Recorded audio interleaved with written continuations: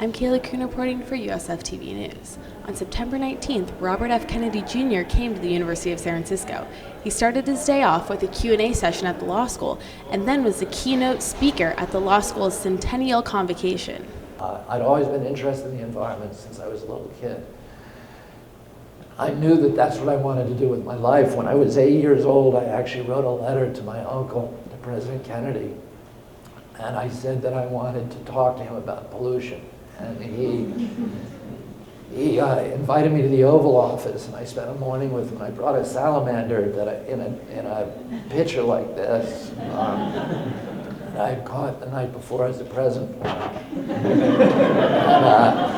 Actually, the chlorine, our house had just gone on town water from well water, and the chlorine killed the salamander. But I was in denial about that, and he spent a lot of the meeting poking it with a pen. And it doesn't look well. It was fine. It's just sleeping. One of Robert F. Kennedy Jr.'s main activism platforms is mountaintop removal in Appalachia. This is a goal that is also shared by USF University Ministry, as they have funded an immersion trip for USF students to Appalachia to learn about the problem. I was just walking around campus one day and ran into this poster on the wall that said, it's talking about the immersion trip to Appalachia to look at energy issues. So I was super excited about it, couldn't believe that the trip actually existed, being an environmental major. I think the exact goal was just to immerse us in sort of the culture and let us figure out sort of the complexities of the energy issues that exist there, kind of for ourselves, and to kind of remove any stereotypes that we might have sort of about the region. So it's always been a crime to pollute, which is intertwined with democracy. The best measure of how a democracy functions is how it distributes the goods of the land.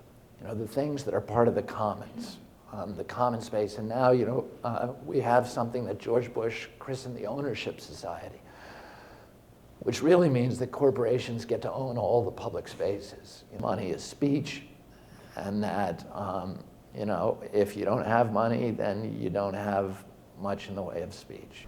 Coal has such a hold, especially on West Virginia's government. It's one of the most corrupt governments in the country, just because of the coal industry. The coal just funnels so much money into the politics. They get to own our air, our water. I have 3 sons with asthma, and we know that the principal trigger for asthma attacks is ozone and particulates, which is coming from 600 coal-burning power plants.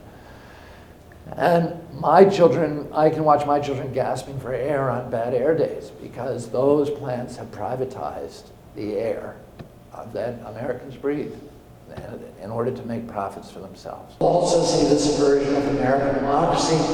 You'll see the subversion of all of our other values, including free market capitalism. They don't have democracy and they don't have free markets in West Virginia. 140,000 people in the past couple decades or something have lost their job as a coal miner because they've been replaced by machinery. So it's beneficial for the coal companies and not the actual people. And what we see in West Virginia, if we don't stop, and attorneys have to lead the way, is the future of all of these United States. West Virginia, they don't have democracy. They don't have planning boards and zoning boards that can zone out mountaintop removal money. The local people have no control, no sovereignty over the landscapes which they're supposed to govern.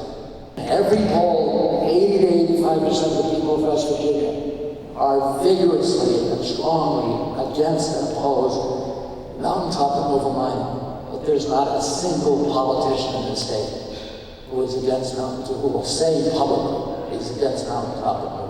When I was telling people where I was going for spring break, they didn't know if it was in the United States or what was going on or what it was at all. So there definitely needs to be more attention to the issue. The fact that he's there trying to end it or raise awareness about it at least is really helpful for everybody that's involved.